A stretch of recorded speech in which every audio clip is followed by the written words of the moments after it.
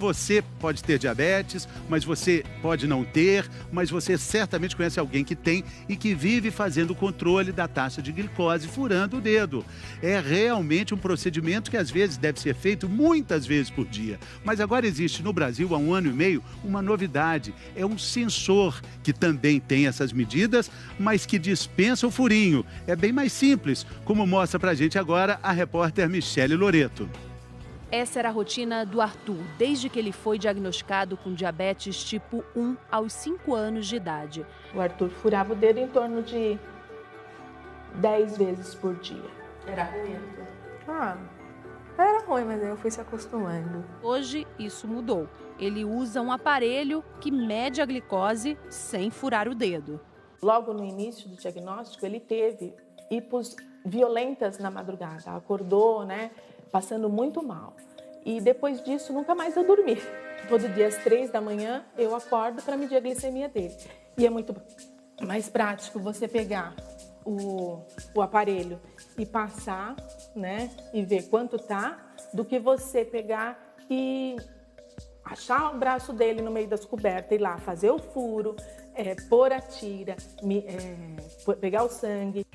O aparelho que facilitou a vida na casa do Arthur mede a glicose no líquido intersticial. E o número sempre aparece com atraso em relação à glicose medida no sangue. Isso confunde o Teuler, que tem diabetes há muitos anos. Eu estava numa festa de amigos e eu me senti um pouco mal, fui olhar minha glicose estava 43. E eu entrei em pânico, eu corri para comer doce depressa, achando que eu estava com uma hipoglicemia séria. E quando eu cheguei em casa no dia dessa festa, eu fui conferir furando o dedo, o aparelhinho convencional que a gente fura o dedo, bota uma gotinha de sangue, e a diferença foi de 100 pontos. Mas o fabricante avisa, essa diferença pode sim existir. Quando você faz uma ponta de dedo, você tem uma foto. Você tira uma foto, você faz uma picada no dedo, vê quanto que está a sua glicose no sangue. Só que você não sabe para onde ela está indo, se ela está subindo, se ela está descendo, se ela está estável. Com a seta, o paciente antecipa. Por exemplo, se a seta está na horizontal, isso indica que o nível de glicose está estável. Para cima, a glicose está subindo. E se a seta está para baixo, é sinal de que a quantidade de açúcar no sangue está caindo. Para o endocrinologista Márcio Krakauer, isso faz diferença no dia a dia de um paciente que tem diabetes.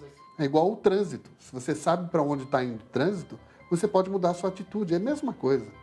O aplicativo que vê o trânsito e que entende que aqui tem mais, está congestionado, ele pode te mandar para lá. Cabe a você decidir se você quer ir ou não. Para usar o aparelho, o paciente deve colocar esse sensor na pele e passar o medidor no braço. Isso pode ser feito quantas vezes ele quiser. E o sensor deve ser trocado a cada 14 dias. Antes me atrapalhava bastante, por causa que tinha preguiça de sair da brincadeira para ir medir. E agora como é que você faz? Mostra pra gente. Agora é só apertar aqui. Passar no braço. Já dá o resultado. Quanto tá? 208. E a setinha tá? Caindo. O que quer dizer isso? Quer dizer que vai normalizar daqui a pouco. E aí você faz o que quando tá assim? Eu corrijo, mas eu já corrigi. Você fez o que? Você comeu? Não, eu apliquei insulina.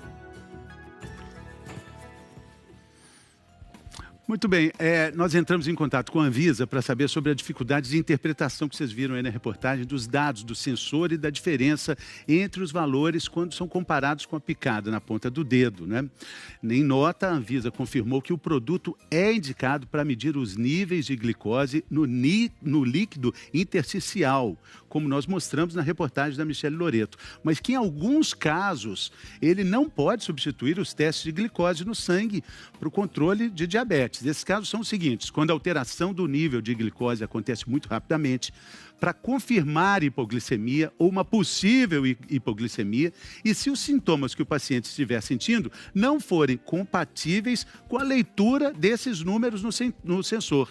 E em relação ao que aconteceu com o Teuler, aquele rapaz da reportagem, a Anvisa diz que esse nível de variação não está previsto nas informações do processo de registro do produto e não pode ser considerada aceitável. A Anvisa disse que já recebeu notificações anteriores com esse mesmo teor e uma investigação está sendo realizada nesse momento. A gente vai acompanhar tudo isso. Mas, doutora, vamos voltar para a questão da medição. Isso é importantíssimo para a qualidade de vida do diabético, né? Como é que ela acontece? Sem dúvida, quando você vai decidir o que você vai fazer, por exemplo, vai tomar uma dose de insulina ou vai se alimentar, você precisa checar como está a sua glicemia, até para ver se você vai ter, depois dessa refeição, você vai estar controlado ou não. Então, o que a gente faz nessa situação, quando eu vou fazer só a pontinha de dedo, eu faço só numa coisa estanque, eu vou ver o que está no vaso, então a glicose que está aqui no vaso. No caso do sensor, esse é diferente. Então, quando eu estou vendo o sensor, que é aquele igual o menino escaneou, o que ele está vendo é uma leitura do interstício. Já passou pelo vaso e está aí depois indo para o interstício. Então, essa glicose que está no tecido. E quais são os fatores que podem alterar a glicemia?